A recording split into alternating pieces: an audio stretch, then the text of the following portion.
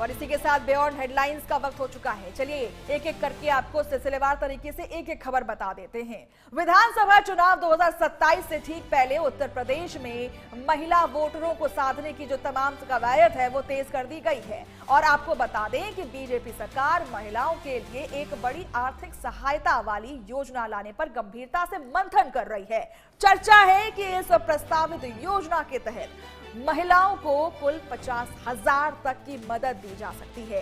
क्या है ये पूरी सियासी गणित या फिर कैसे तैयार किया जाएगा ये मास्टर स्ट्रोक, देखिए हमारी इस खास रिपोर्ट में।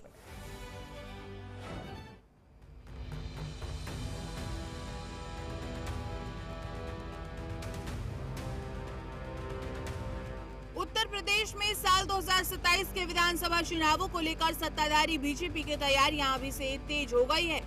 इस बार पार्टी का पूरा फोकस महिला वोटरों पर है। सरकार के स्तर पर महिलाओं के लिए एक नई और महत्वाकांक्षी योजना के विकल्पों पर भी विचार चल रहा है। इस पूरी कवायद का मुख्य मकसद महिलाओं को केवल आर्थिक मदद देना नहीं, बल्कि उन्हें स्वरोजगार और आत्मनिर्भरता के रास्ते से जोड़ना है। आखिर महिलाओं पर इतना जोर क्यों है? इसके पीछे यूपी की राजनीति का वो डेटा है जिसने पिछले कुछ चुनावों में पूरी तस्वीर बदल दी है। प्रदेश के कुल 13.40 करोड़ वोटर्स में से 6.09 करोड़ महिला वोटर हैं। पिछले 3 विधानसभा चुनावों में महिलाओं ने बढ़ चढ़कर मतदान किया है। साल 2012 की अगर बात करें तो महिला वोटिंग 60.28% दर्ज की गई, जबकि पुरुषों का आंकड़ा 58.68% रहा। साल 2017 में महिला वोटर्स की संख्या 63.38% रही तो पुरुष 59.21% और 2022 में भी 62.24% महिला वोटरों का आंकड़ा दर्ज किया गया, जबकि पुरुष वोटरों का आंकड़ा 59.56% दर्ज की गई। साफ है कि हर चुनाव में पुरुषों से आगे रहने वाली महिला शक्ति ही आज यूपी की सियासत का असली गेम चेंजर है। पिछले तीनों विधानसभा चुनावों से लगातार महिलाओं का मतदान प्रतिशत पुरुषों के मुकाबले ज्यादा रहा, जो सियासी दलों के लिए गेम चेंजर साबित हो रहा है। महिलाओं की इस बढ़ती राजनीतिक हिस्सेदारी को देखते हुए चुनाव से पहले एक बड़ी योजना पर विचार चल रहा है। फिलहाल सरकार के सामने 3 मुख्य विकल्प चर्चा में हैं। पहला, महिलाओं के लिए सीधे बैंक खाते में आर्थिक मदद भेजना। दूसरा, शिक्षा, स्वास्थ्य और कौशल विकास से जुड़ी नई योजना शुरू करना। और तीसरा विकल्प है पहले से चल रही महिला कल्याणकारी योजनाओं का दायरा बढ़ाना। इन तमाम विकल्पों में सबसे ज्यादा चर्चा 50,000 तक की आर्थिक सहायता वाले मॉडल की है। अगर इस प्रारूप को अंतिम मंजूरी मिलती है तो चुनाव से पहले पहली किस्त के तौर पर बड़ी राशि देने का प्लान है।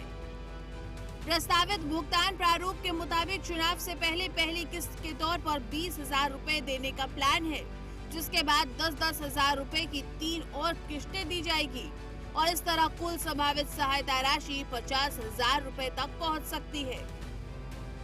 हालांकि अभी ये तय होना बाकी है कि इस योजना का दायरा क्या होगा और इसका लाभ किन महिलाओं को मिलेगा। इस योजना को महिलाओं के स्वयं सहायता समूह यानी कि एसएचजी और स्वरोजगार से जोड़ने की संभावनाएं भी टटोली जा रही है।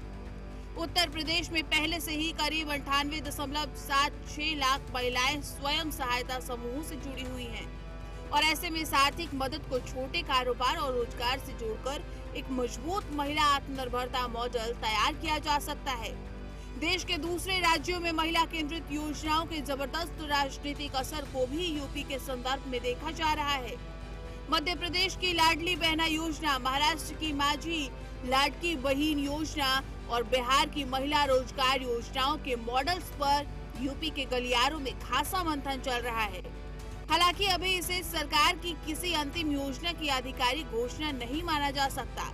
हर महिला को 50,000 मिलेंगे या नहीं, ये अभी स्पष्ट नहीं है। लाभार्थियों की वास्तविक संख्या, आय सीमा और पात्रता की शर्तें सरकार के अंतिम फैसले के बाद ही सामने आएंगी। देखिए, मुझे लगता है समाजवादी पार्टी की पहले भी सरकारें रह चुकी और अखिलेश यादव जी सुबह ट्वीट करके इतिश्री कर लेते हैं। वो विपक्ष में रहने का इतना ही रोल निभाते हैं जनता के हित में कि वो सुबह ट्वीट कर देते हैं, बिना जाने बिना तमाम तथ्यात्मक और भ्रामक खबरों के आधार पे उनका ट्वीट होता है। जहाँ तक उन्होंने कहा कि हम 40,000 रुपये देंगे, मुझे लगता है कि उनको ना तो उत्तर प्रदेश के बजट की जानकारी है, ना उन्हें ये पता है कि उत्तर प्रदेश में महिलाओं की संख्या कितनी है, ना उनको ये पता है कि टोटल रुपया कितना होगा। सुबह उठ के सिर्फ ट्वीट कर देने भर से जनता विश्वास नहीं करती। भारतीय जनता पार्टी ने जो योजनाएं चलाई हैं वो बिना कास्ट, क्रीड, रिलीजन का भेद किए हुए लोगों के दरवाजे तक पहुंची है।